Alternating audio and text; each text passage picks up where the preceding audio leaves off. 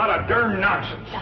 Come on, it ain't no such thing. Now, it ain't gonna hurt you none. I got things to do. The first thing you gotta do is sit down here and get your hair cut. My hair don't need cutting.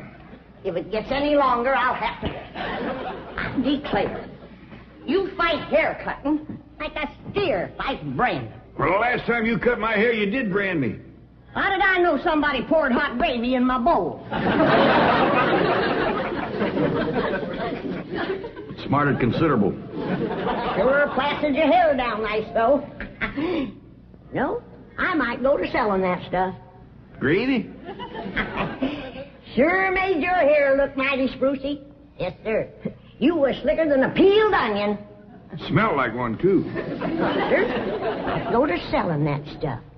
I could put an ad in one of them catalogs. If you want the girls to stop and stare, put Granny's gravy on your hair. All right, Granny, come on. Let's get on with it. Hey, Uncle Jed, you're getting your hair cut. Thanks for telling me, Jethro. Oh, that's all right. You're next, Jethro. What's going on? Is there going to be a wedding or something? I could be, the way that Sonny Drysdale is a sparking Elly May. Oh, he's with her right now, up by the cement pond. I better get right out there and keep eye. Now, you sit still and leave those young'uns alone. Can't you remember how it was when you was a boy? Yeah. I better get right out there. It's broad daylight. And besides, they swim. No, they ain't. He's just sitting on the bank, and he's a-holding her hand. What an interesting hand you have. I see a man, a handsome Harvard man. Where? Right there on your heart line. Oh, that's just the one I got from picking up toast. Elly, you mustn't let horrid, slimy creatures touch you. Oh, heck, you ain't slimy, Sonny. Just a mite greasy from all that oil you smear on yourself. What a precious paradox you are. What a charming contradiction. You look pure Park Avenue and you speak pure Tobacco Road. That good?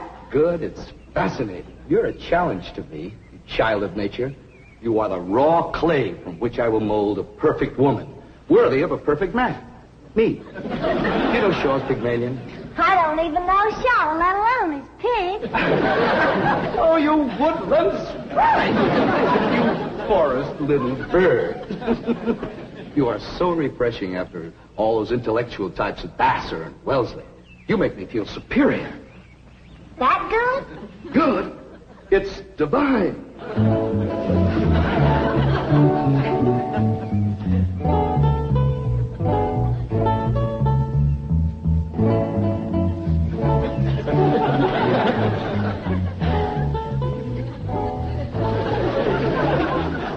I am Caesar.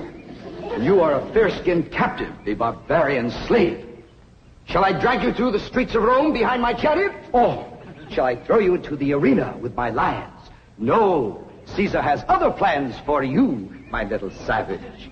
You shall be my slave, yes, but only the invisible bonds of love shall make you my prisoner.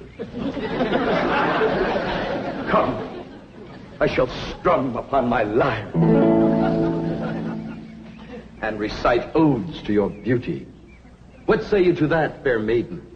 How speak you now to mighty Caesar?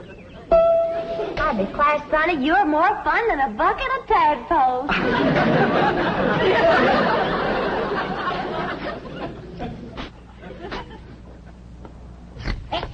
Sit still, I'm liable to lop off a ear. Well, doggone it, Granny, hurry up. I gotta get out there and keep an eye on Sonny and Elly. You want me to go out and see what they's up to, Uncle Jed? Now, you just sit still, the both of you. I expect Elly May to get a husband if you don't let the boy spark her.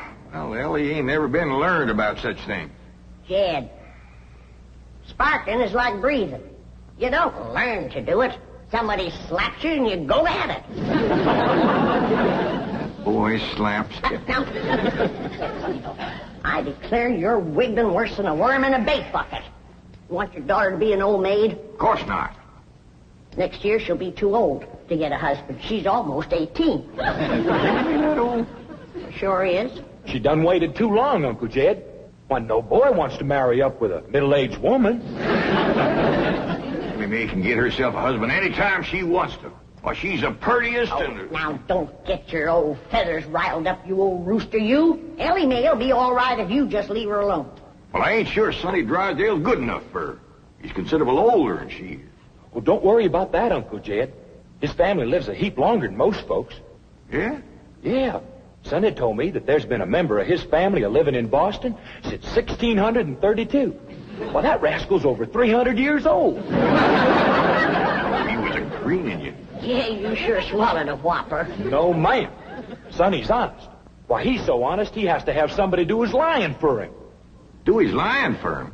Yes, sir. Why, I heard him call through the hedge to Elly. He says, I'm coming over to serenade you, and I'm gonna bring my liar. Beni, vidi, vici. The world lies conquered at my feet. And yet, I tremble at the nearness of this flaxen-haired barbarian. Could it be that the invincible Caesar is about to be vanquished? Not by the spears and arrows of the Gallic tribes, but by Cupid's dart? Yes, fair maiden, you have done what your fierce kinsman could not. You have brought mighty Caesar to his knees. Come, I will take you to my palace, and there compose odes to your beauty. See yon window. 'Tis the Emperor's suite. There I shall woo you. Mother! That's my room, and those are my binoculars. You're not supposed to spy on the Emperor. What are you trying to tell me, Sonny? Mumsy can see you, but she can't hear you.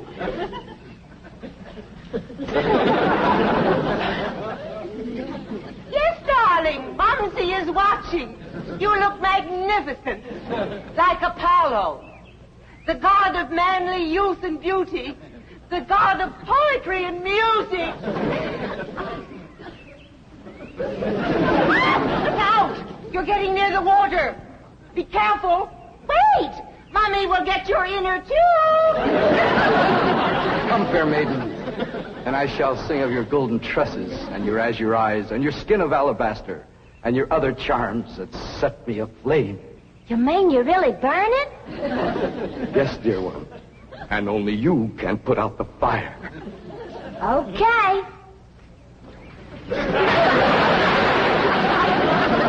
How's that, Sonny? You feel better now?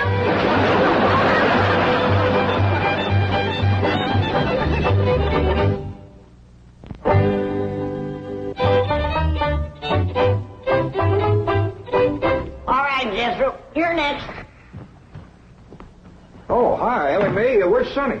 Well, he run home to his mama. You didn't throw him down and hurt him again, did you? Shucks no, Pop. He caught fire, so I wetted him down in the pond.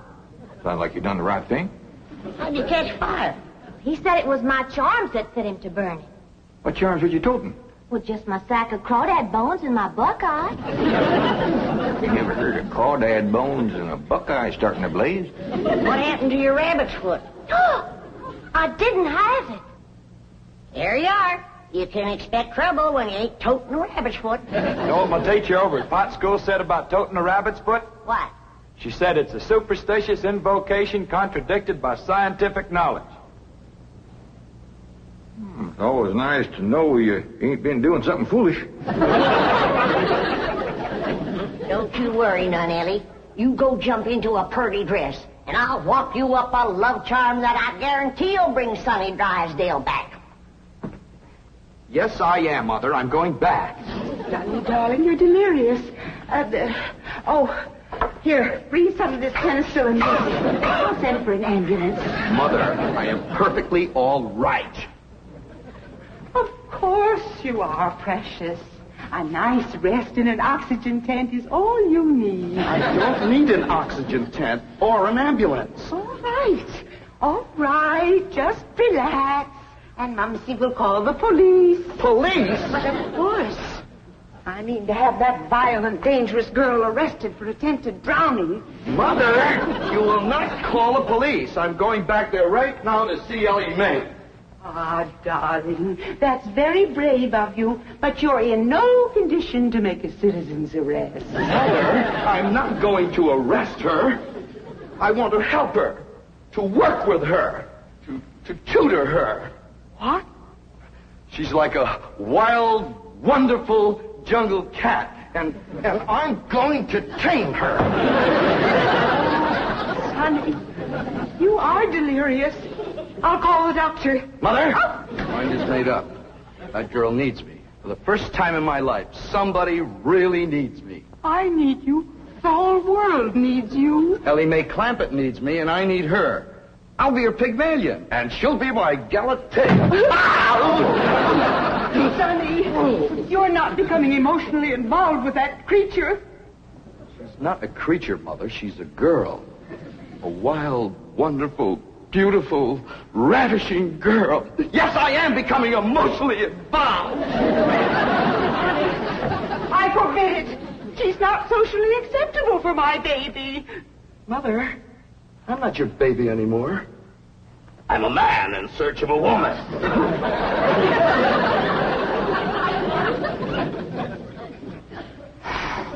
Where did he learn that language?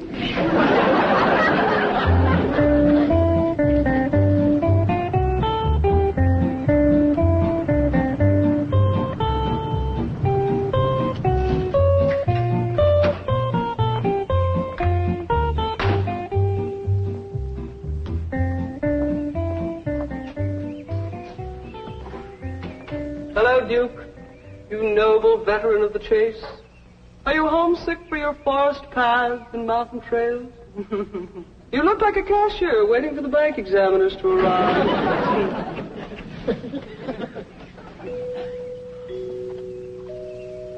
You know, if you were a cashier, you could hide $1 million in here.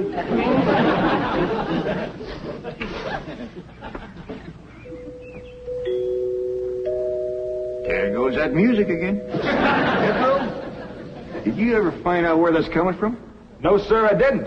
Every time I went to looking for it, somebody always come to the door. This time I'm going to find it for sure. You see? Oh, bonjour, Jethro. Oh, howdy, Miss Hathaway. No. When I say bonjour, Jethro, you say bonjour, Mademoiselle Jane. Now say it. Bonjour, Mademoiselle Jane. Bonjour, Mademoiselle Jane. That's very good. Except for the mwah. Must be soft. Mwah. What? No. Watch my lips closely. Mwah. Try that. What? Try it again. What? That's closer. Try again. What? Once more. What? Close in on her, Jethro.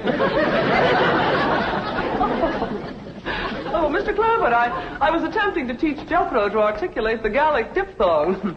No matter what fancy name you call it, he ain't very good at it. He'll learn. But now to the purpose of my visit. Is Sonny Drysdale here? No, but he will be. Granny's out in the kitchen whomping up a love charm for Elly to give to him. She says it'll bring him on a run. Mr. Clampett, I am reluctant to disillusion you about so-called love charms, but they are mere superstitious invocations and have been proved to be completely ineffective. Granny sets great store by him.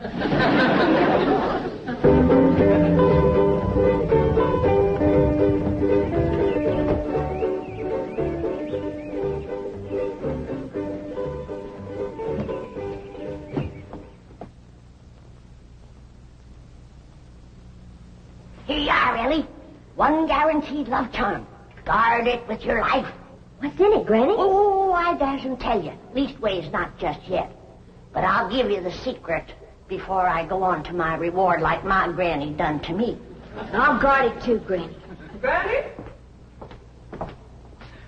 Granny, Mr. Clampett tells me that you've conjured up some sort of love charm for Elly May. Right here it is. It's made out of all secret stuff. That is ludicrous, irrational, sophomoric, and pure hokum. You didn't even guess one ingredient. No, Granny. Don't you come spying.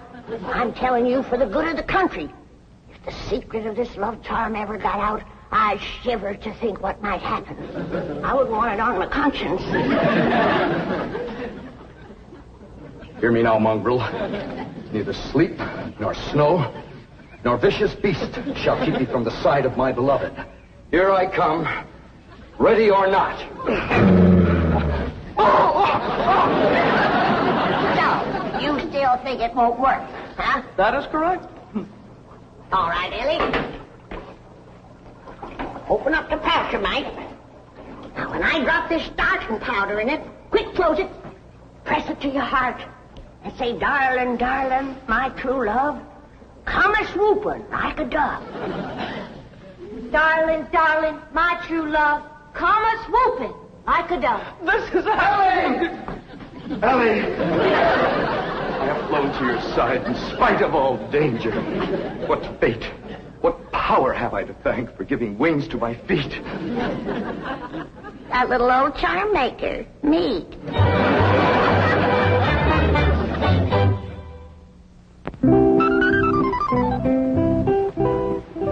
And now we shall begin the transition from Tobacco Road to Park Avenue. Now you watch me closely and I'll show you how to develop perfect posture and grace of movement.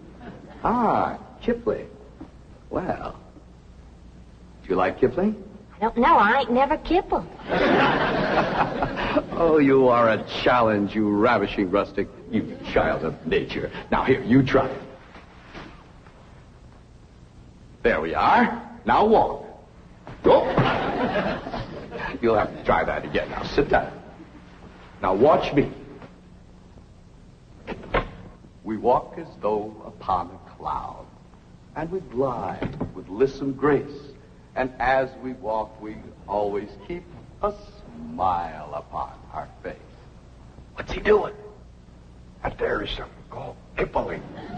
He's trying to burn it to Elly. Now, this is how you sit in a chair, smoothly and gracefully. There ain't no chair where he's a-sitting. I know. What do you reckon's wrong with that rascal? Appears to me he's about 2 bricks shy of a load. Turn old Duke loose so we can go in there and protect Elly. Now we'll practice diction and intonation at the same time. How now, brown cow? How now, brown cow? What's he talking about? He thinks old Duke is a cow. You best fetch Granny. Appears to be she's threw too strong a charm on that boy.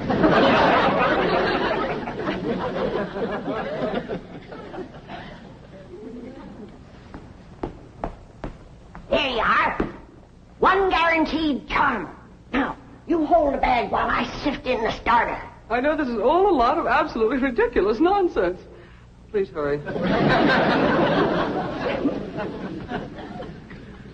Darling, darling, my true love, come a-swooping like a dove. I better open this door before he busts it in. Miss Jane! Here he is. Granny's love charm is too strong. Don't fight it. It's bigger than both of us. Circled on me. Granny, come quick. The love charm you throwed on Sonny Drysdale was too strong for him. Thank you, Granny. How now, brown cow? How now, brown cow? How now, brown cow? How now, brown cow? How's it going, Uncle Jed? Bad. Now he's got Elly believing old Duke is a cow. Like a charm, Granny? I reckon so. I'll sprinkle him with some let-go powder. While you're at it, sprinkle some on Miss Jane. She's shutting off the blood to my arm. How now, brown cow? Secret powder white as snow. Make the charm of love let go.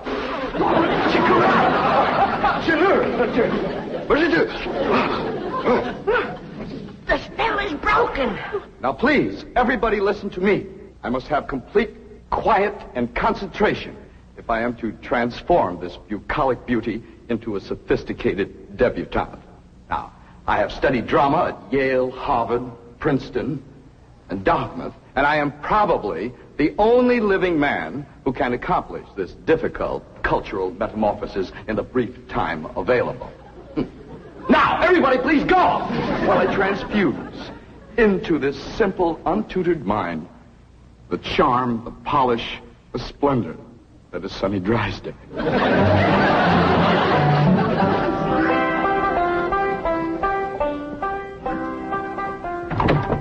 Jed? Hi, Granny. Is Elly and Sonny still in that room alone? It was the last time I was listening, a couple hours ago. They was talking about the rain in Spain, a land in the plain. Well, I guess they can't be up to no nonsense if they're talking about the weather. Doggies, I can't wait to see Elly all polished up and talking like Sonny and Miss Jane. While you're waiting, I got something for you. What is it? A love charm. What in Sam Hill I want with that?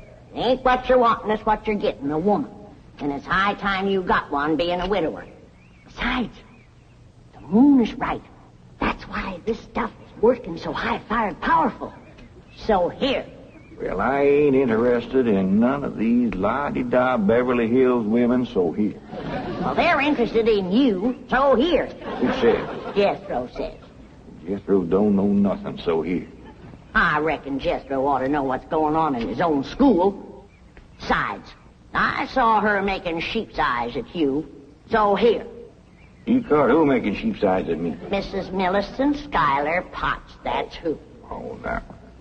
You did? Educate a woman like that? Jethro says she asks for you every day. Oh, what she want with an old mountain goat like me? If I was to put a little starting powder in there, and you was to say the magic words, no woman could resist you. Oh, I don't hold with stuff like this. You're scared, ain't you? Oh, I ain't scared. Then go ahead. I double dog dare you. Well, Open the pouch, you might. Now, well, this is just a lot of doggone nonsense. close it tight, clamp it to your heart, and say the words.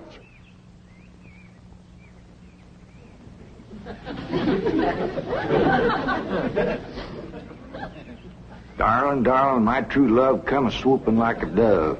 Where is he? Where's my dog? It's Mrs. Drysdale. Where is he? Oh, where is he? Oh, I tried to stay away, but I could not. He's mine, and no other woman shall have him. Drysdale, you're a married woman. Think of your husband. Care about my husband. I want my darling, and no one is going to keep me from him. I sure hate to have to do this, but... Sonny, where are you, Sonny? He's inside with Elly Mae. Now, if you just calm yourself down, I'll go and get him. Thanks for coming, Miss Drysdale. Howdy, Ma. Was you a-hollering for me? They brainwashed you.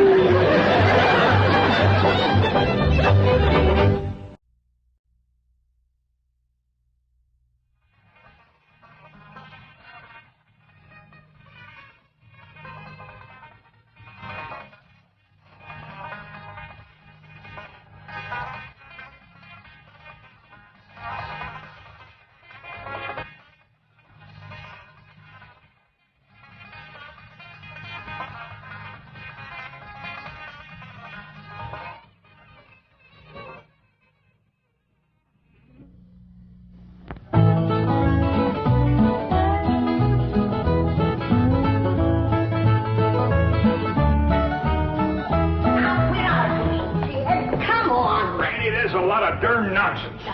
Come on, it ain't no sense.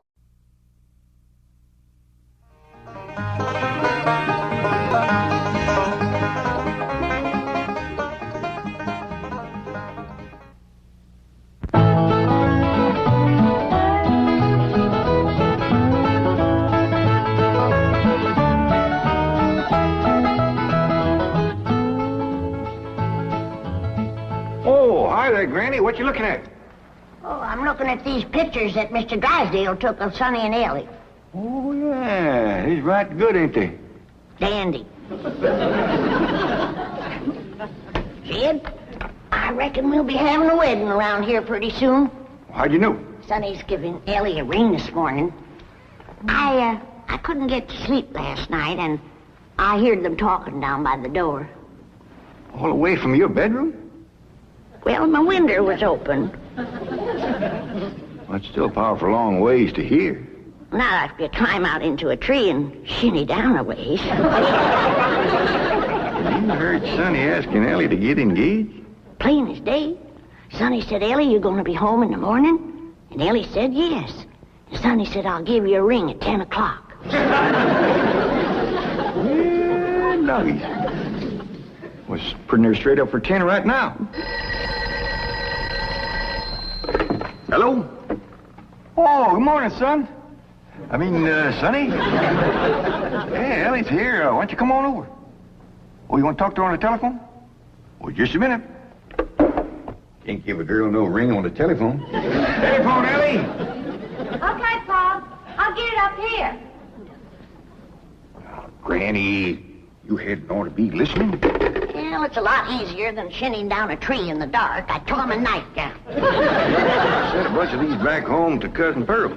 What for? Yeah, you know how she was always bragging about her daughter, Jeth'rene, going to beat Elly Mae to the altar? Yeah. I sure would like to see the look on Pearl's face when she sees this. Jeth'rene, look at this. And I always bragged that you could beat Elly Mae to the altar. I can, Ma. I can outrun Elly Mae. My legs is long. Look, we gotta get busy. Now, what time's that Jasper fella coming to court you? 6 o'clock. He's taking me out in his car. Oh, no, he ain't. He's courting you right here in my parlor where I can see to it that he gets to the point. Well, that's where he's taking me, Ma. Perkins Point. There's the barn dance there. I'm talking about the point of proposing to you. Don't you want to get yourself a husband? Yes, sir. Jeth'rene, why couldn't you have been born with some of my brains instead of just my beauty? Of course, I gotta admit that you ain't quite as pretty as Elly Mae. I ain't even as pretty as her fella. You are so...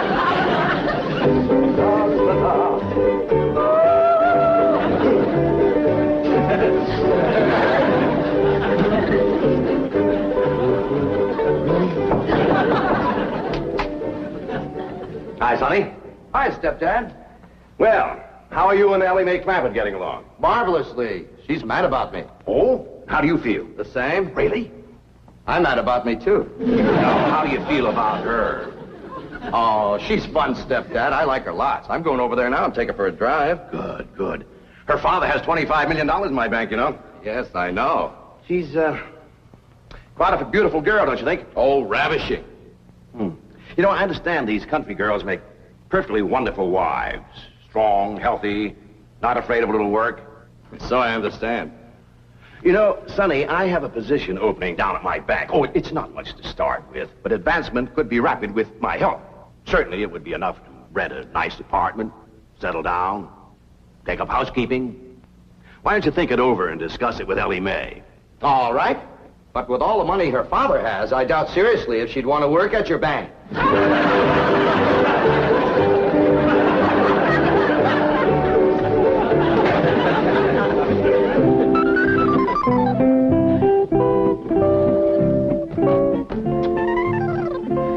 You got something to show us, Elly Mae? Yeah, hold out your hand. Let us take a look. That's clean, Pa. I washed them with soap. No ring? No, Granny, I washed them all the way up to here. Sonny Drysdale didn't give you no engagement ring? Shucks, no, Pa. Why would he want to do that? He's going to take me driving. That's bad. Out driving in broad daylight ain't no way to get engaged. What are you talking about? I proposed to your daughter out driving. In a horse and buggy, that's a heap different. Besides, that old mare of yours knew right where she was going. That way you could turn your attention on Rosella. That's the truth. But I'm driving in an automobile in city traffic. With all them cars trying to hit you, by the time you turn your head to say, will you, somebody has. There's no two ways about it. That child is going to need help to trap that Sonny Drysdale. Elly May don't need to trap no man to get him. Every man that ever got get was get that way. Not me. We just happened to stop under a shady elm tree, and I proposed to your daughter on the spur of the moment. That spur of the moment of yours took us 6 months scheming and planning. Why, we even trained that old mare of yours to stop under that shady old elm tree. Well, any trapping will have to be up to you, Granny. I wouldn't know what to do except when I held a shotgun on Sonny. Well, I'll study on it. Them city fellers might be different.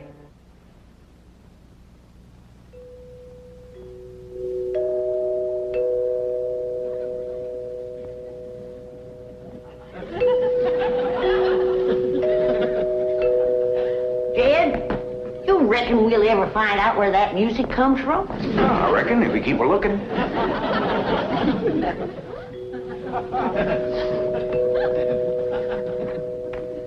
You're wasting your time looking for that there music. I've looked for it a dozen times, and before you can find it, somebody will come a-rapping at the door. See? Told you. Oh, hi, Sonny. Greetings, all. Elly May ready? She sure is. She's been ready since she's been 14. I beg your pardon? Oh, Elly May, Sonny's here. What we want to know is, are you ready? Well, I sure hope you young folks have a dandy drive. Oh, we shall. I plan to take Elly on a socially significant drive through Brentwood and Bel Air to show her some of our depressed areas. Howdy, Sonny. Elly May! You look positively divine. So do you, Sonny. I know. Don't you bite me. Elly May, a kiss on the hand is a very proper greeting. Oh. Come on, everybody. Kiss Sonny tight. Please, never mind. We're on our way. Well, have a nice drive, y'all. Yep. And if you pass under a shady elm tree, it won't hurt none to stop for a spell. There they go. Quick, Jethro, start up the truck while I get the reticule. Where you going? To follow them. Now, hold on, you two. You can't follow Sonny. He'll see you. They won't know who we are. We'll be wearing dark glasses. He'll think we're a couple of Beverly Hills movie stars out for a drive. Come on off that truck. Come on.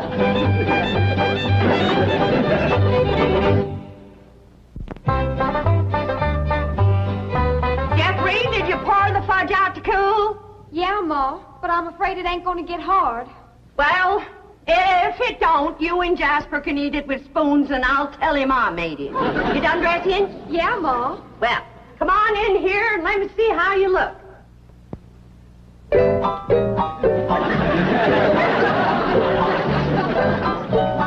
Turn around, let me see your sash. Here, do get the bow straight. Now, I want you to bring out them pillowcases you've been embroidering for your hope chest. The ones with his and hers worked in French knots. Never hurt none to let a beau see you're handy with a needle. But I ain't. I always stick myself. Well, if you do, don't bleed on the pillowcase where you'll see it. Now, when you show him the stereopticon pictures, these is the ones I've picked out for you. They'll put him in the right mood. Niagara Falls by moonlight, Wedding under the Bower, The Stolen Kiss, Lily and Russell in tights. Oh, never mind. Now, what are you going to play on the pump organ for him to show off your music talent? How about Russell O'Spring? That's a dandy, full of runs and trills. And then there's the part where you cross your hands. Oh, I tell you, Jeffrey, that's one place you got it over your cousin Elly May, playing the pump organ.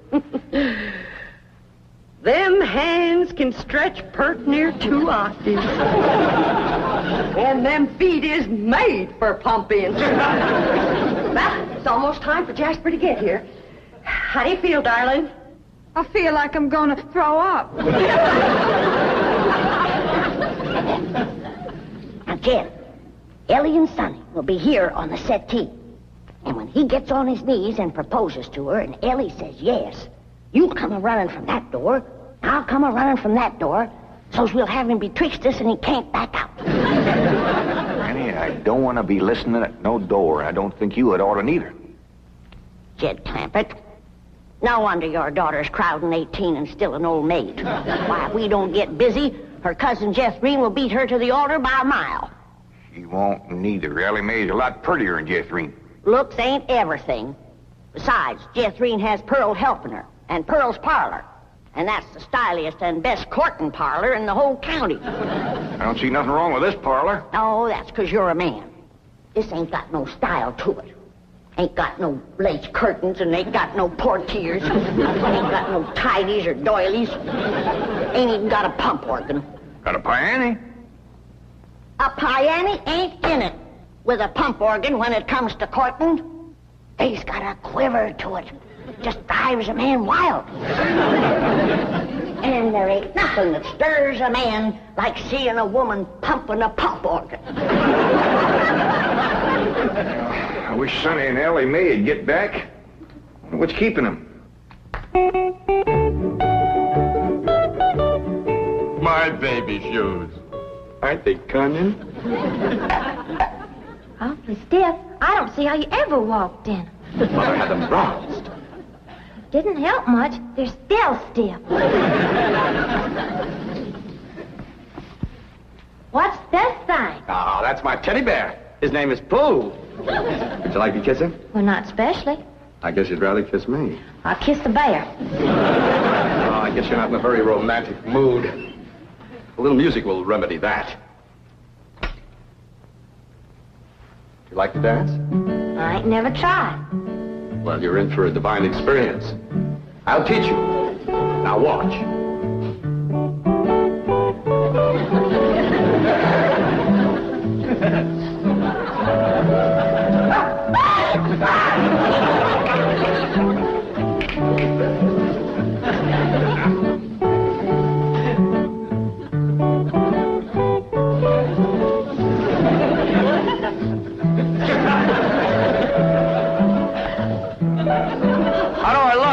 Like something's a-hurting you. Maybe some rose thorns are sticking your gums. Enough of these preliminaries. Come here, my dear. Are you frightened? No, that ought to be. Yes, you're in great danger. How come? You're in a man's room alone. No, I ain't. You're here. You are not playing the game. Still feeling sick to your stomach, darling? Yeah, Ma. Well, I went down to the cellar and I drawed off some homemade elderberry wine. Ain't nothing in the world better for settling a queasy stomach. Of course, according to the rules, you shouldn't touch spirits till your wedding day, but I guess in case of an emergency, a little swallow won't hurt. I know it's a mite bitter tasting, but try and force a little down. It'll make you feel better. Just a little more, Jeffrey. Do it for your ma. Jasper will be here any minute now.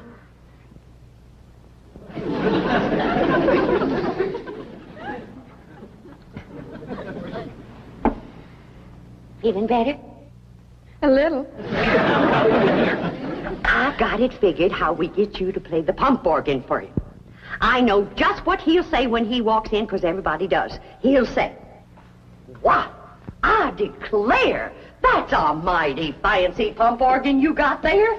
And I'll say, "Why, thank you. I'm mighty partial to pump organ music." And then you say, "Why, I'll play something." And then you sit down and you play like you never played before. You understand? Yes'm. There he is. You ain't gonna throw up, are you? I'll try now.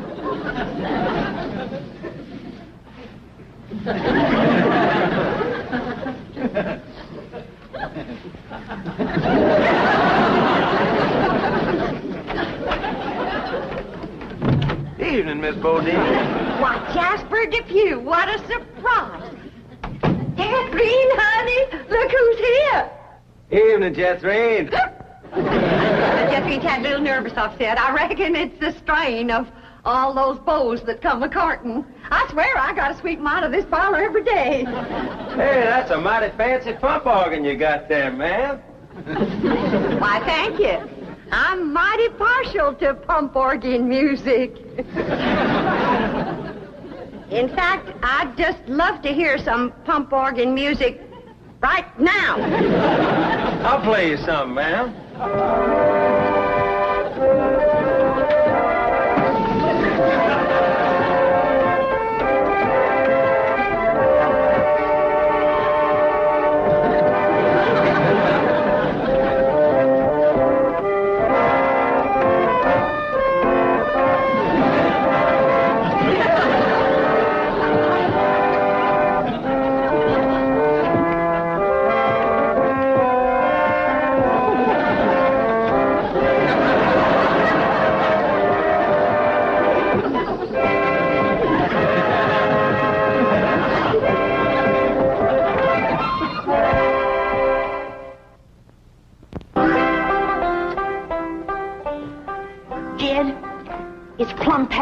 And Sonny and Elly ain't home yet.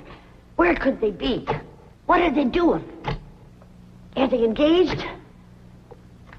Why don't we hear something? Oh, that poor, sweet, innocent Elly May out there in the dark with a man.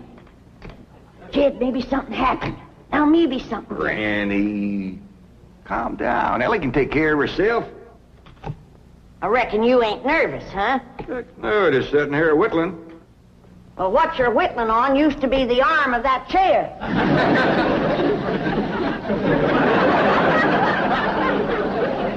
Reckon I am a mite nervous at that. Now, Jed, when they do get home, you and me have got to see that Sonny don't get away without being proper engaged. Granny, maybe we's rushing things. Maybe Sonny ain't ready to get married. Jed, no man is ready to get married. You gotta get him ready. Like you get a steer ready for slaughter. Can't you find something else to compare it to? Well, here we are. I reckon it's time to say good night. I sure do thank you for the nice ride, Sonny. My pleasure, Elly May. I'll give you a ring in the morning. Promises, promises. Would you like to take another drive tomorrow? I sure would. Where shall we go? To the preacher. Any place you say, Sonny. Well, see you tomorrow, then. Oh, here comes the bride. Here comes the bride. Howdy, Granny. Well, then, sakes, look who's here. Ed, come say hello to Sonny. Don't bother, Mr. Clampett. I'm leaving. I'll show you a shortcut.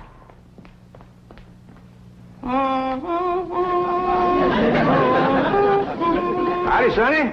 Good evening, Mr. Clampett. Jed, now's your time to have that talk with Sonny. What talk? About Elly May. I got nothing to talk to Sonny about, Elly. Oh, that's right. I'm the one that's going to talk to Sonny. You talk to Elly May.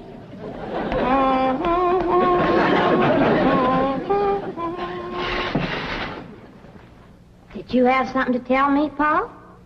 Well, I hadn't planned on it, but maybe now's a good time. Sit down. Elly, Yeah, Paul? women folks like your granny, your Aunt Pearl, seem to set great store by matchmaking. They just can't rest easy till everybody's paired up, and the sooner the better. Now, your granny wants you to marry up with Sonny Drysdale. Well, do you want me to marry up with him, Paul? Elly May, there's only one thing in the world I want for you, and that's to be happy. Well, do you reckon I'd be happy married up to Sonny? Only if you love him. Well, how do you know if you love somebody? Well, I can't exactly explain how you know, but when it happens, you know. You don't need nobody to shove you. You just can't wait to get married. Now, do you feel that way about Sonny? Well, I ain't sure. Do you reckon he feels that way about me? Now, tell me, how do you feel about getting married and settling down and raising a family? I find the notion completely repugnant. Good. That's good. One man who simply cannot be monogamous. Fine and dandy. How do you feel about Elly? I find her beautiful, charming, refreshingly different, but somewhat lacking in the social graces. What's that mean? Well, for example, she can't dance. Elly Mae Clampett? Why, she's got dancing in her soul. I'm her grandma, and I want you to know I was the best doggone dancer that ever came out of the Tennessee hills. And her paw can outstomp a riled-up mule. Come on, city boy. Us Clampetts is going to set your shoes to smoking. And, by the way, you young people can dance if you like. Not me. I'll go for some of that fudge.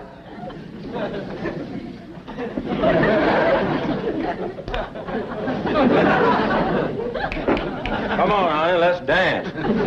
I'll turn on the Victrola for you. Come on, sweetie, let's dance.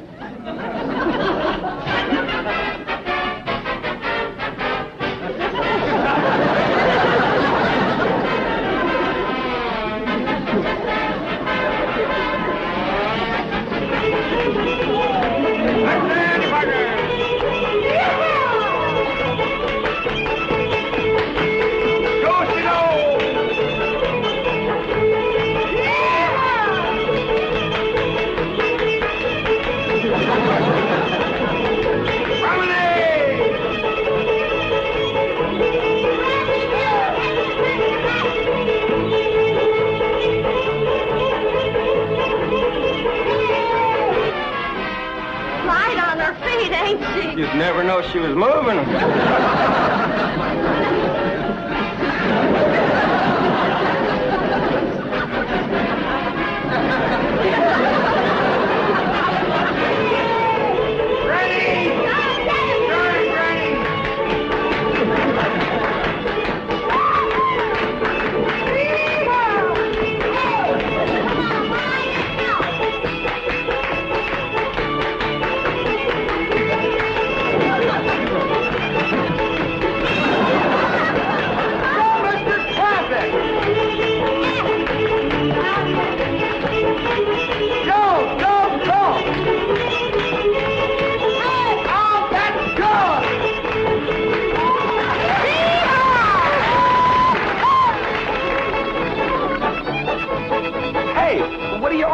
For? We're celebrating your cousin Elly Mae getting married. Is Elly getting married? She sure is. Really? Who is she marrying? You. Me?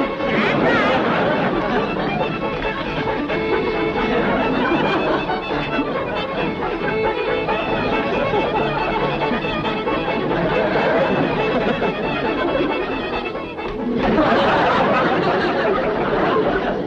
Mother!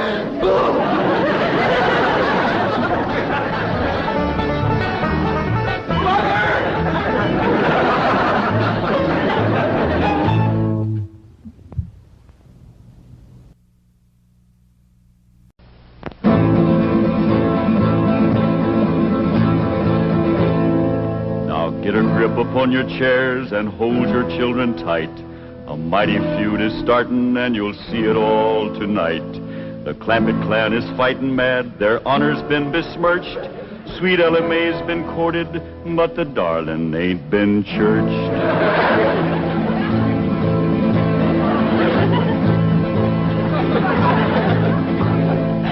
It was young Sonny Drysdale that courted her and fled. And now the Drysdale family will feel hot Clampett lead. 'Cause stranger, you don't trifle with a hillman's daughter fair, or you will face his rifle and he'll deeply part your hair.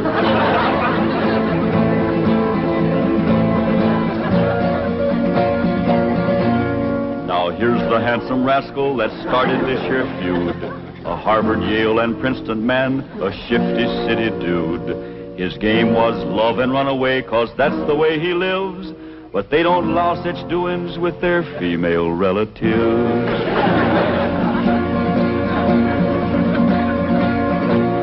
So now they're on their way next door, loaded up for Baer. And if my name was Drysdale, I'd be getting out of there. 'Cause mountain justice does demand that when a wrong's been done, the kin of him that done it must also face a gun.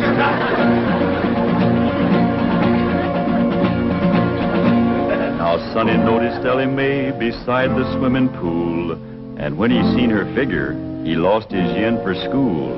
He wrapped himself up in a towel and played upon his lyre, and while he twanged, the songs he sang did set her heart afire.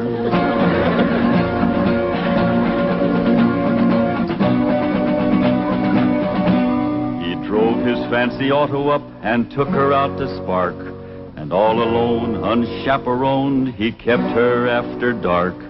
He took her in the parlor and he taught her to be grand. He showed her how to walk and talk and tried to kiss her hand.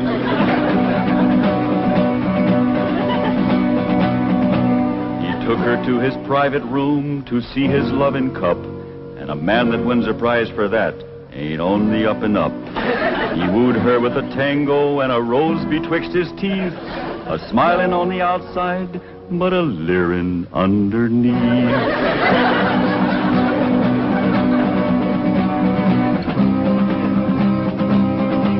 They even had a wedding dance, and he joined in the fling. He brought along his dancing shoes, but didn't bring no ring. The Clampetts was a-planning for a wedding in the Vale, but they was duped. He flew the coop and went running back to Yale.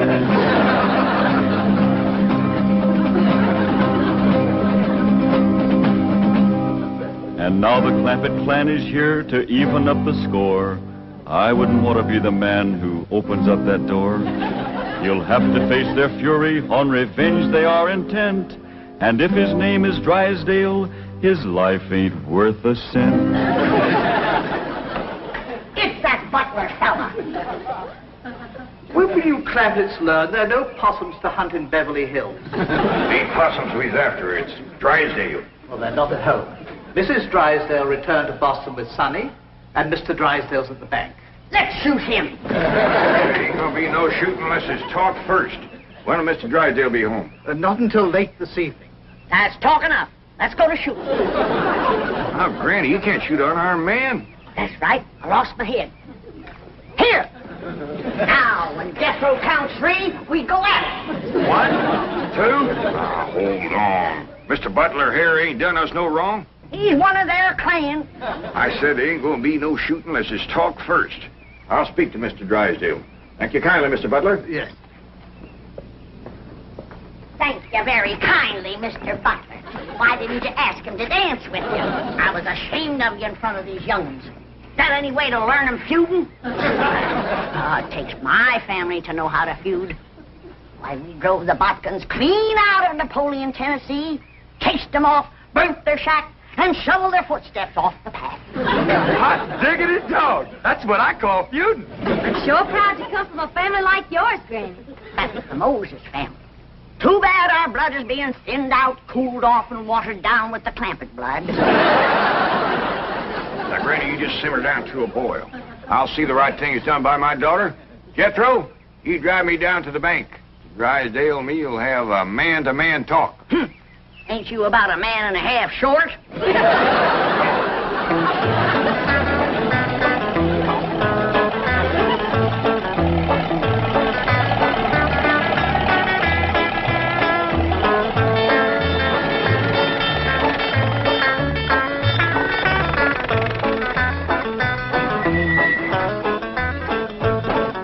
You wait here. I'll go and see Mr. Drysdale. You flush him out, Uncle Jed. I'll get him on the run. Now, who told you to bring that? Granny, she says there's got to be one fighting man in the family. You just drive around a while and cool off. Pick me up here in about a half hour. Okay, Uncle Jed.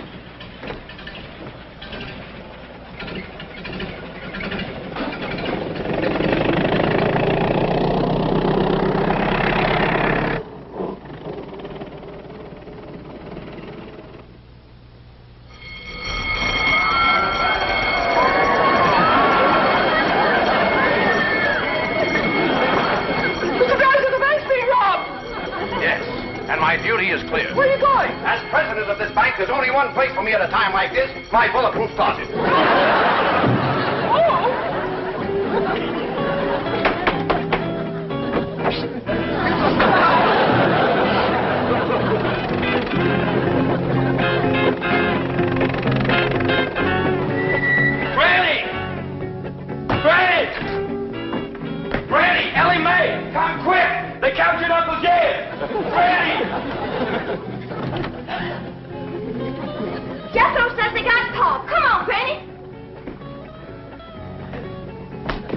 The Drysdales got Uncle Jed. I dropped him off at the bank, and when I come back, they carried him off somewhere. Ambushed him, that's what it was. That butler feller. He told them he was coming, and they laid a trap for him. What'll we do, Granny? Eye for an eye and a tooth for a tooth. They took one of ours, we'll take one of them. Where's your gun, Jethro? I give it to Uncle Jed. I reckon the Drysdales got him. We lost the first battle. They took our leader and our best gun. But we ain't lost the feud. Come on. Jeb Stewart says, when they think they got you licked, attack!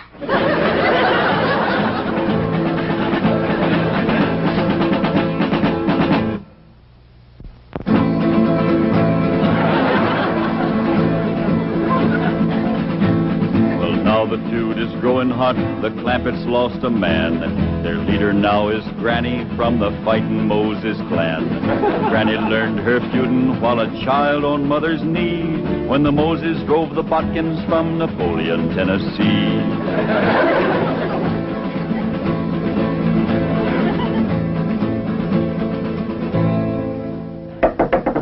Now, Jethro, when he opens the door, you grab him. Elly, hold his gun. Yes? Okay, Granny, let's go. Cut me down. Put her down, Jethro. We don't want her. Who don't? We don't. What's going on? There's a feud going on. You know something, Elly? Feuding's fun. Jethro, put her down. They got one of our men folks. We're going to take one of their men folks. How about we take her along as kind of an extra?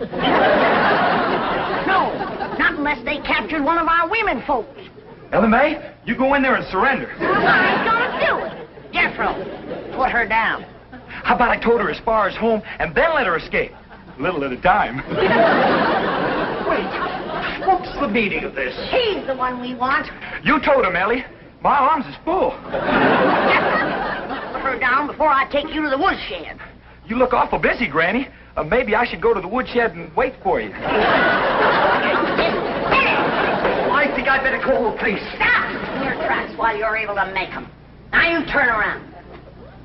Walk towards our house. I refuse to take one step. Now, you want to walk or you want to limp? You better run in the telephone, please. Never mind her, Jethro. Shoot the telephone wire.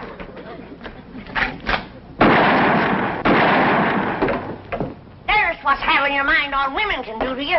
It took you 2 shots to get that wire. Oh, Granny, I got 2 wires.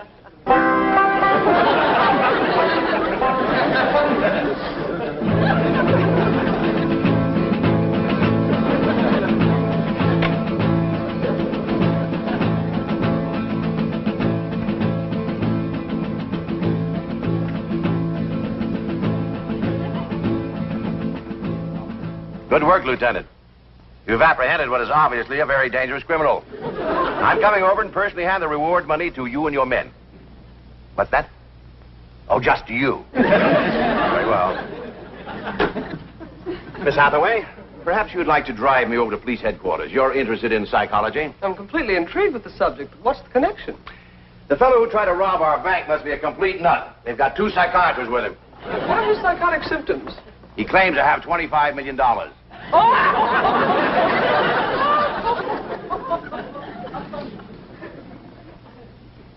No, it couldn't be. I keep telling you and telling you I got $25 million in Mr. Drysdale's bank. No, you didn't. They caught you before you got a penny. Your patient, Doctor. Obvious delusions of grandeur. Now, tell me, about this bank attempt, did you have any accomplices? Any what? Confederates. Oh, yeah, Granny. She's a Confederate. She's a Tennessee Moses. Tennessee Moses? That's right.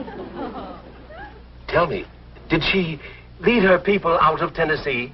Sure did after they whooped the Botkins. Don't you mean the Egyptians? Well, they probably whooped the Egyptians, too, if they got in their way. Granny's folks was fighting fools. They certainly were. They defeated the best fighters Pharaoh had. I don't know about that, but they whooped the best fighters Napoleon had. Napoleon? Doctor, may I? You may not. I'm the one who uncovered this hallucination. Tell me about Napoleon. Yes. say Granny's folks won that fight? They sure did. Over Napoleon? Oh, yeah, they tromped all over Napoleon. Fabulous. But how were they able to do it? Did they fight with superior weapons? Oh, they fought with bodkin. I see. And Napoleon didn't have any bodkin? Not after Granny's folks got through with him, Napoleon didn't have a bodkin left. I remember the last day of the feud, they got Leif and Luke and Odds. Odds? Odds bodkin. Please. Just for a minute. Oh, perfectly safe to look out through the bars. After all, it's Mr. Clampett. What more? Gene, Mr. Drysdale, he sure didn't treat me very good over to your bank. My first visit, too. Let this man out of here. He's got $25 million in my bank. Open this door. Open it. Open it. Oh. Lie down, mister. Lieutenant!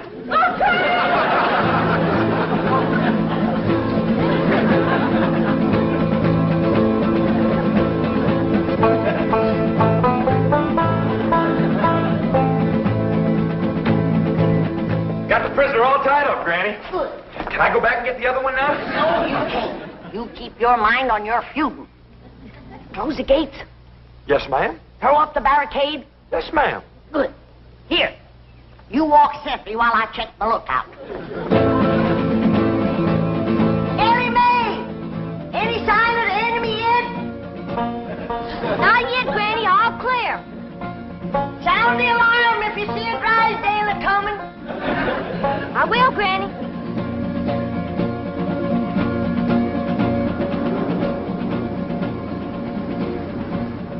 You see, all my employees are trained to be on the lookout for bank robbers. So, naturally, when they saw you walk in with your rifle, their first instinct, it appeared to them that was just, You're not mad, are you, Mr. Clampett? Well, no, not about the bank, but we's all right upset at Sonny for running off and jilting Elly May. Sonny? Jilted Elly May? Well, that's what we'd call it. He sparked her for 2 weeks running. Took her driving, dancing, held her hand, kept her out past dark. Back where we come from, that's just the same as saying, will you? Provided the girl was 12 or better. Mr. Clampett, you have my word of honor. I had no idea that Elly May or it took Sonny seriously. Now, the moment we get to your house, I'm going to telephone Sonny in Boston. Get him on the first plane, and he'll be here tonight to propose marriage to Elly May. Well, now, that sure is going to smooth Granny's ruffled feathers. She's been madder than a barefoot centipede standing on a hot rock. She'll be happy when we get there. Yes, bless her sweet little heart.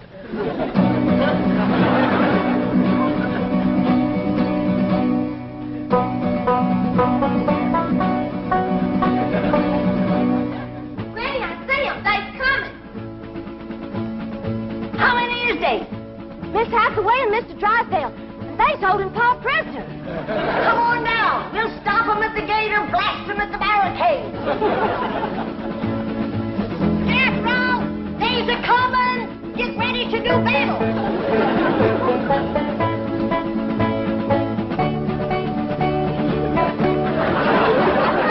Clear your head in the presence of the stars and bars. They's getting to the gate. Take cover. Everybody inside. We'll shoot at them through the porthole.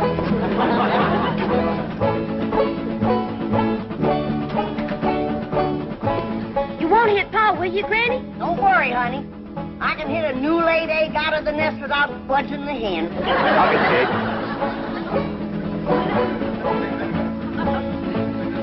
Stop where you are. Stay right there. Granny, it's me, Mr. Drysdale. I'm coming in. Let's get out of here. Can't learn them Yankees who they're feuding with.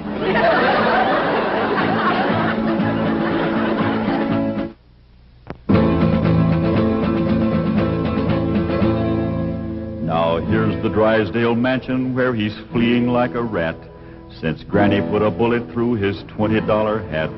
But even here he can't escape the scourge of Tennessee, 'cause she's got Elly spying from the tip-top of a tree. Granny, they took Paul to the Drysdale's house. Come on down. We'll go get him.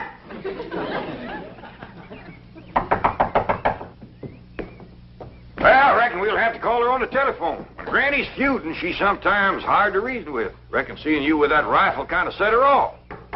But that woman shot at me. Oh, Mr. Drysdale, she shot at your hat. If that little old woman ever goes to throwing lead at you, you'll be casting a polka dot shadow. Marie, Ravenwood, why don't you answer the door? Oh, thank goodness it's you. The Clampetts came and captured Ravenswood. Captured him? Yes. And Jethro picked me up in his arms. He held me and wouldn't put me down. Why? He said he was feuding. Well, now, don't you worry, Marie. We're going to get this whole thing all straightened out. Marie, tell me more about your frightening experience with Jethro. Well, there was a knock. I opened the door, and Jethro just swept me up into his big, strong arms, held me tight, and wouldn't let me go. And he said that was feuding? Yes. That's why I was afraid to open the door right now. Marie, you've been through a shattering ordeal. Go and lie down. I'll watch the front door. Come on, Jethro. We're going back to the Drysdale's house. Hot diggity dog. That's the part of feuding I like. We're taking you with us, Mr. Butler. And if they've harmed one hair on Jed, that one hair you got will pay the price. Oh, won't you please listen to me? Mr. Drysdale's not feuding with you. He's a peaceful man. He's never shot anything but skeets. Skeets? How many did he get? We did very well. 98 out of 100. That's better than we did with the Bodkins. You ready, Granny? Come on, young'uns. We got our feuding cut out for us. That Drysdale's our shooting fool. Now, Elly May, you carry the flag high and proud. If they shoot you, don't you let it touch the ground. Throw it to Jethro as you're falling. I'll do it, Granny. What'd you do that for? If there's any long-range shooting, they'll think he's one of us and drop him first. Forward! March!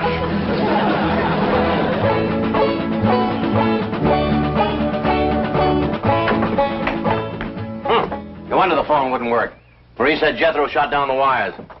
Well, we can go next door and use the miller's phone. Yep. Been cut with a rifle bullet.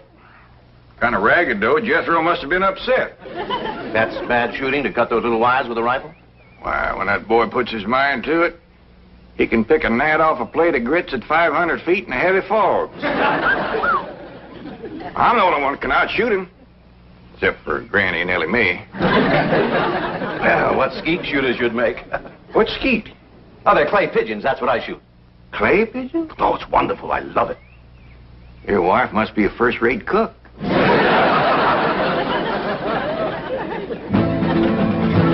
Now here comes Granny's little band to free their leader, Jed.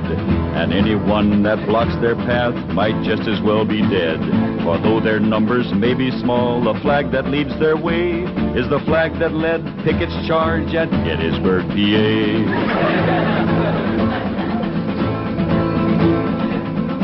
Stop for a minute. I got an idea. We'll use Mr. Butler here as a decoy, and we'll surprise him. What you mean, Granny? You knock on the door, and you yell to him inside that it's you. Then we'll rush in and we'll get Jed. And maybe somebody else, too, huh, Granny? You keep your mind on your feuding. Come on.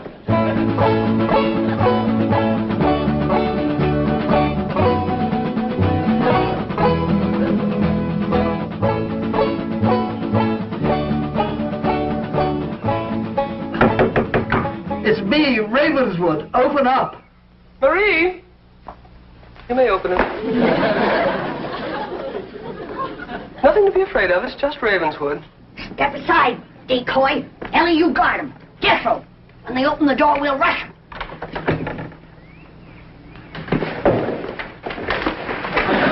Yeah. Where's Jed?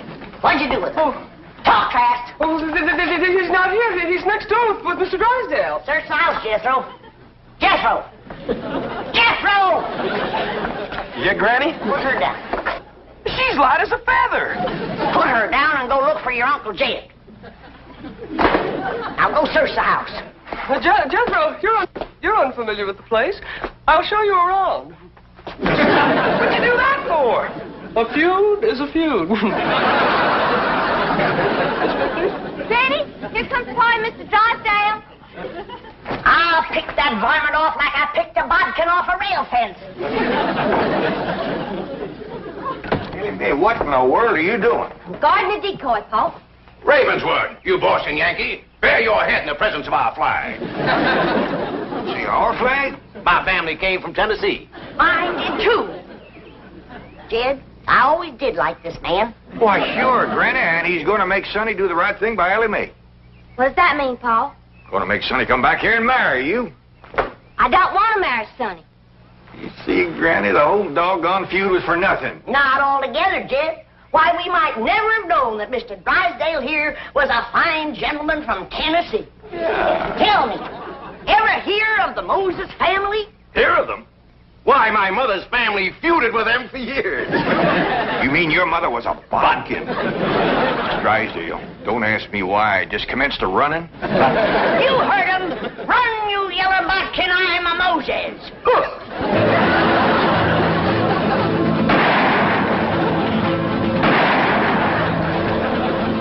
For a city feller, he sure can run. Like a scared rabbit. Well, let's go home. Put her down. Oh, listen, Granny. I heard you and Uncle Jed talking about what to get me for Christmas. This here will save you shopping. Oh, you can't take her home for Christmas. Now put her down. One of these days, I got to have a long talk with this boy.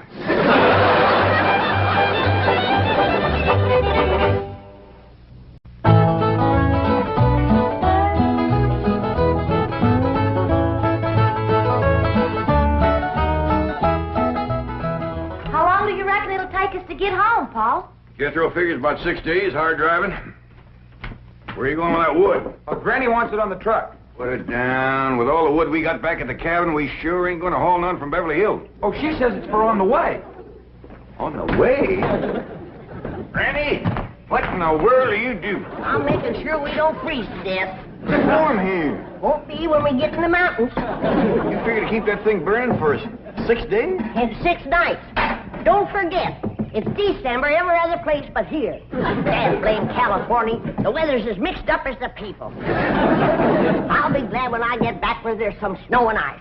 I can't wait to see Ma and Jeff Green. Yeah, it'll be my fine Christmas present for your ma and your sister, or us dropping in on them like this. Now tell me again, exactly what did Marie say? Simply said the Clampetts were loading their truck and appeared to be moving out. Why? What could have happened? Who offended them? Whoever it was, I'll have them driven out of Beverly Hills. Chief, don't get so upset. I know a man with $25 million in your bank Is that why you think I'm upset? Because Jed Clampett has $25 million in my bank? Isn't it? Of course not. The thing that upsets me is the fact he might take it out. I don't know whatever happened to the key to that door, but I reckon with our stuff out of there, ain't nothing left anybody want to take, except them old pictures. Oh, Miss Hathaway says a couple of them pictures is Rembrandt. All right, after Christmas, we'll see he gets them back. Where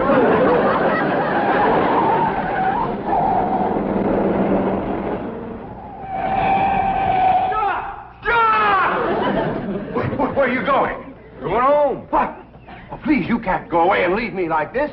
All right, climb on. I reckon we got room for you. Oh, my heavens, we caught you before you left. Granny, is there room for 2 back there? Yeah, if you want to squat next to the stove. No, we don't want to go with you. We want you to stay here. We'll be back after Christmas. Well, Mr. Clampett, if you want to go home for Christmas, let me make the arrangements. I'll have you there tonight. Tonight? Clean back home? Yes, and you'll arrive in style, too. Well, Miss Hathaway, I think Granny and Elly Mae should have mink coats for the trip, don't you? Of course. Well, let's go take care of it, and the reservations, too. Mr. Clampett, you start unloading the truck and leave everything to us. You'll be home in 5 or 6 hours on the jet. What's a jet, Pa? I don't know, bus or jitney, I reckon. Get us there tonight? You heard what he said. Well, that will be a surprise to Pearl. Uncle Jed, it took us 6 days to get out of here. How are we going to get back home in 5 or 6 hours? That bus driver must know a doozy of a shortcut.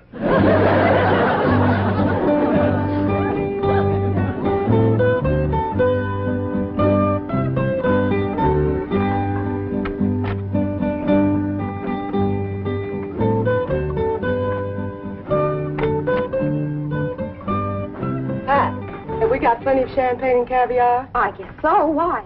The entire first-class section has been reserved for a family of VIPs, the Clampetts. Wow.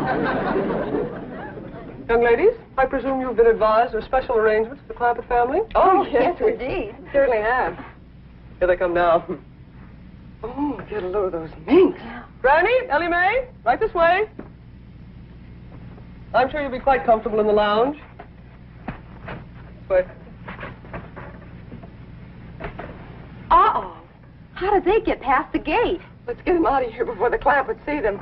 I'm afraid you're in the wrong section. May I see your tickets, please?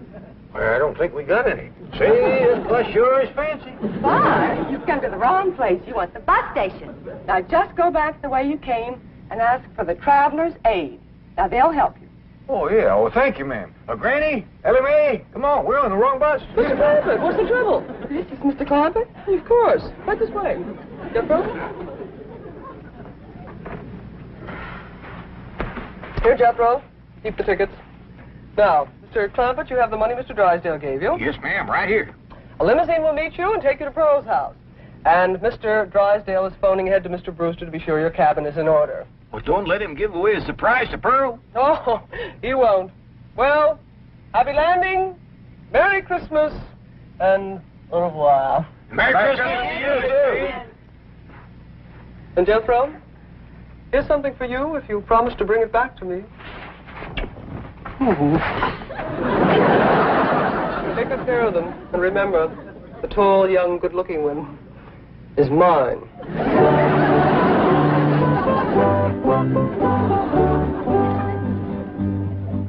May I have your coat? My coat? Please. Well, it's brand spanking new. Oh, I'll take good care of it. Well, it's Christmas. I got my rheumatism medicine to keep me warm. You can have it. Coat, please? Should I, Paul? Well, I reckon not. We don't mind sharing with folks, but when they get grabby and wanting everything, well, we just got to mule up and say no. If you can't afford to buy a coat of your own, here, you just peel off whatever you need. No, Mr. Clampett, you misunderstood. We just want to hang the coats up. We don't want you to give them to us. Oh, well, that's very neighborly of you. Thank you very much. Sure.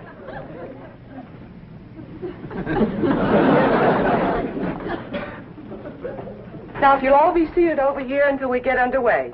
Come on, let's go.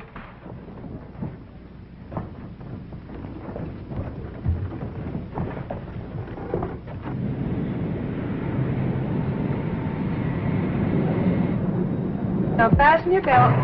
Well, I ain't wearing one, ma'am. Just my Gallisons. I meant your seatbelt. Doggies. This is a fancy bus.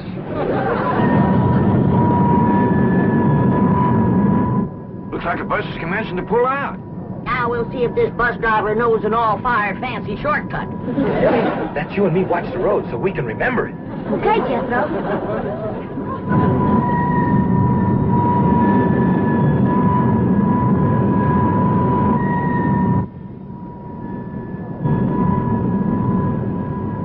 If you ask me, this bus driver of ours is lost. Just keeps us circling and turning. You know there's no shortcut yet. Ding, ding.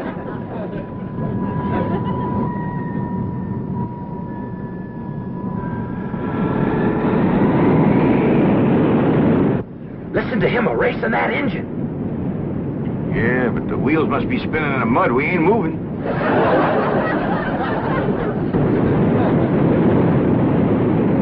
He got her out of the mud. Yeah, we're moving now. Look at it split, too.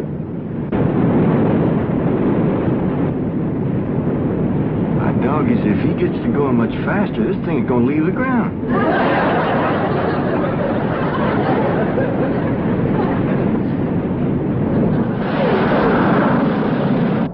Don't look now, but it is leaving the ground. Jethro, you better get up there and tell that bus driver to slow down. We ain't got time for that. Let's get off of this thing before it gets any higher. Now, wasn't that a smooth takeoff? You may unfasten your seatbelts anytime you like. Would you folks like some champagne and caviar? Or would you prefer a nice hot meal? We have steak, chicken, fish, anything you like. Oh, no thanks. We had a mess of grits and jowls before we left home. Perhaps you'd like to relax in it. Take a little nap. There. Whoop. Doggies, Granny, ain't that something? It's good for the rheumatiz. Now, if there's anything else that we can do to make your trip more comfortable, just press the little button. And we'll be right here. Them girls ain't a bit scared. Sure is friendly, too. Often to share their food with us. Makes me feel ashamed we didn't let them keep our coat. You want me to go up and talk to the bus driver, Uncle Jed? I reckon not, Jethro. Don't nobody else seem skittish, and we don't want folks to think this is our first bus ride.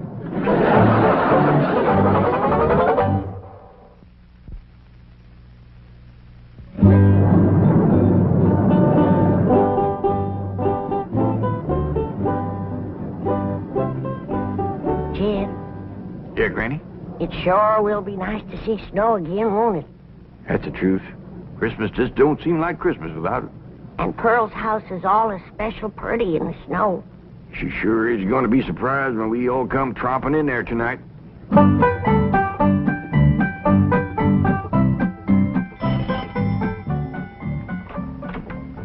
Howdy, Pearl. Homer Winch, when are you going to learn not to walk into a body's house without a body inviting you? Well, I rang and you didn't come. You didn't give me time, you old coot. Now, don't you never do that again. Get out of my parlor.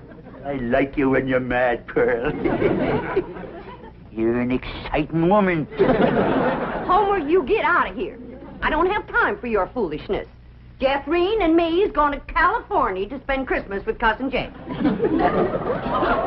Well, and I reckon you don't care to hear what I got to say. That's right. About Mr. Brewster. Mr. Brewster? Yeah, that tall, good-looking city fella works for the oil company. Drives that big car. What about him? Is he in town? I've been ordered from your parlor, Pearl. I think I'd best be going. Homer, I didn't mean it. Please, Homer, you tell me about Mr. Brewster, and I'll bake you a sweet potato pie. Well... And for dessert, red horse swimming in elderberry wine. You're an exciting woman, Pearl. Tell me. Well, you see, he stopped over at the Emporium to get some cheese and crackers. Said he was going to be over at Jed's cabin alone all day, and he didn't have no food. Thank you, Homer. Merry Christmas. Now, wait a minute, Pearl. You ain't going to do me out of my tater pie, are you? Well, of course not. You get it. Well, when? Well, I'll let you know. I'm busy right now. Bye, Homer. Ding, dang, darn it, I done it again. Let some pretty woman twist me around her finger. I hate to go home. Mama's going to give me the ticket.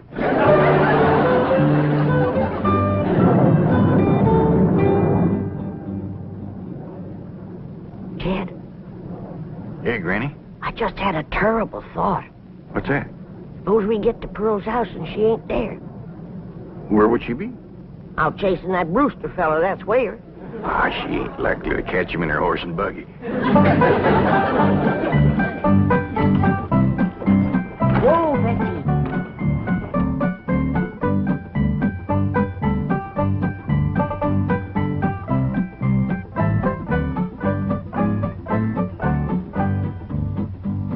Now, Betsy, I play my cards right.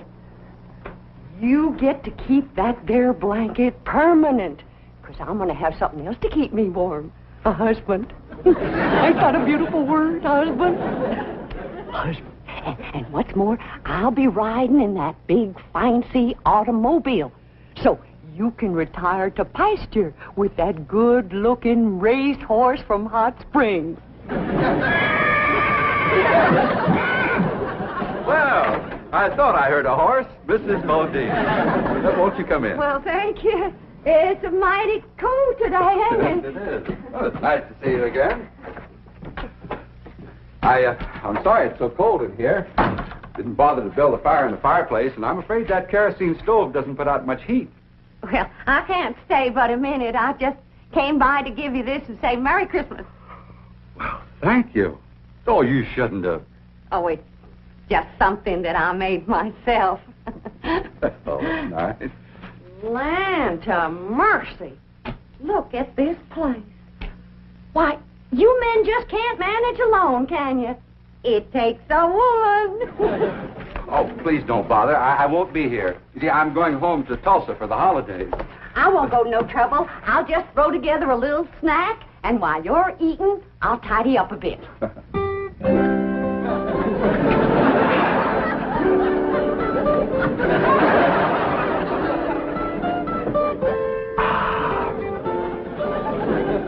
This is the most fantastic miracle I've ever seen. The way you produced this banquet right out of thin air.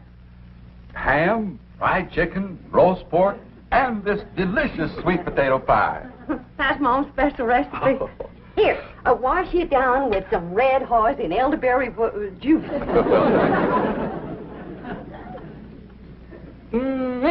Oh, that is sensational juice. But, Mrs. Bodine, I just can't eat another bite. Why, Mrs. Bodine, what have you done to this cabin? Oh, do you see a difference? And where did you get those curtains? Well, I just run them up while you was eating. Really, you are a remarkable woman. You cook, you sew, you're a wonderful housekeeper. And I love it. It ain't work to me at all. It's pure enjoyment. Mrs. Bodine, I know that this must seem awfully sudden to you, and I know you have lots of ties, lots of activities here in the hills, but I was wondering, do you think you could possibly be happy living in a city like Tulsa? Tulsa?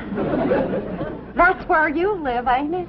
Yes, I have a very nice home there, but frankly, it needs you, and I think Mother will agree. You want me to meet your mother? Well, actually, it isn't necessary, and I know Mother will approve my choice. You don't have to give me your answer immediately. You just think it over. And Yes, that's my answer. Yes. But we haven't even discussed money. I'll give you every cent I make. Bodine, as my housekeeper, I will be paying you. Housekeeper. That is caring for Mother. Coincidentally, Mother's just going to love this elderberry juice. What's the matter? Do something? You shorted.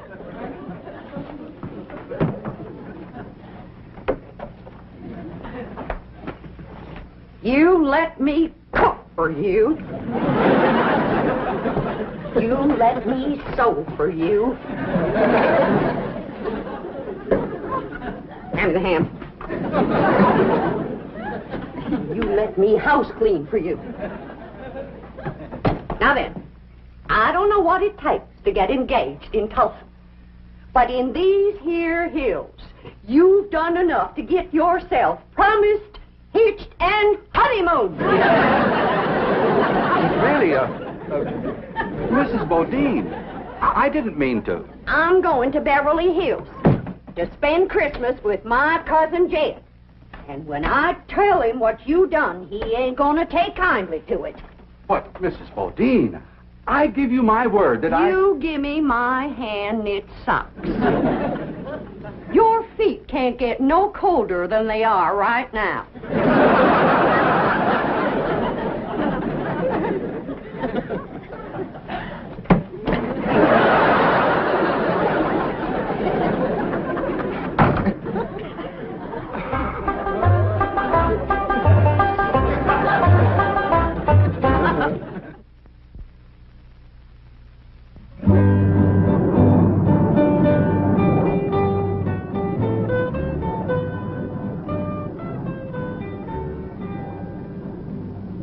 They're sleeping like babies. Do you think we should wake them for the movie?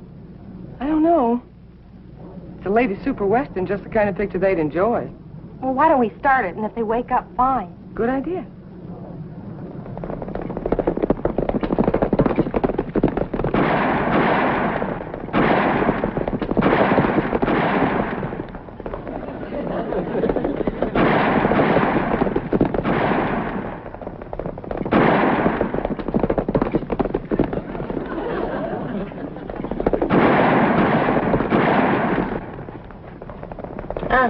What? We back on the ground. Good. Look through that front window. We're chasing some fellas. They're shooting at us. Exciting, isn't it? Get down! You was right in the line of fire. What's going on? Whatever it is, I'm getting in on it.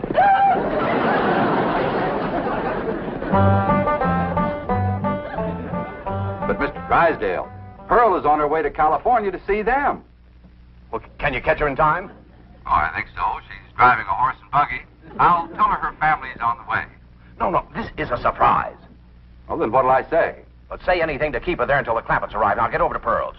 Oh, no, she might misconstrue. You see, I have a very delicate situation here. Yes, you certainly have. And if you spoil Jed Clampett's Christmas surprise, he'll cut off your oil. But Pearl might think I want to marry. Merry Christmas to you, too. Bye. Hello? Oh, boy. Here's the sweet potato pie and red horse, I promise. Hey, there's a piece of this pie missing. And a gulp or two of these red haws. Who got it, Pearl? None of your business. Now get along. Jethreen and me is leaving for California. Yeah, I want a whole pie just like I was promised. Now you get out of here before I throw you out of here. Men is all alike. Gimme, gimme, gimme. You're an exciting woman, Pearl. Oh, don't you even speak to me. There ain't a man alive worth the powder it'd take to blow him to you nowhere. Men is just a bunch of low-down, no-good Mr. Brewster! Bodine, I hope you're not angry at me any longer. Angry at you? Why, don't be ridiculous. Oh, here, have some more sweet potato pie and some red horse. Oh, this is a rascal been trying to steal my woman and my pie. I'm going to give you such a show. Oh, I think I throwed my dang knee out. And I'm going to throw out the rest of you.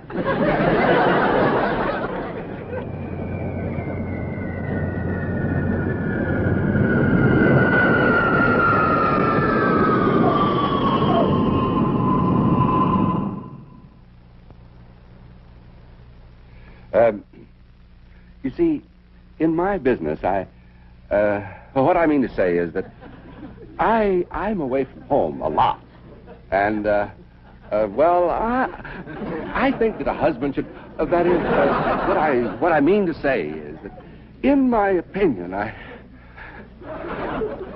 could I have another slug of that elderberry juice? No, you cannot. Now then, I've been sitting here for 3 solid hours listening to you, and you have yet to say one word that a widow woman could get her teeth into. Jethreen, bring the suitcase. Oh, please don't go. I ain't listening to one more word you got to say unless you say it on your knees. Don't come in yet, Jethreen. Say it. Please don't go. You are the slipperiest man that ever lived. Come on, Jethreen. You get out of my parlor and you stay out. You want me to throw him out, Ma? He can walk. Homer Winch, is that you again? No, Pearl, it's us.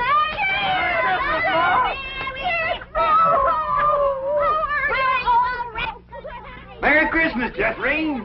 Uncle Dad. Why, you have grown... Mr. Brewster, what are you doing? Mr. Clampett, if you'd been just 1 second later, I'd have been engaged to your cousin Pearl. Go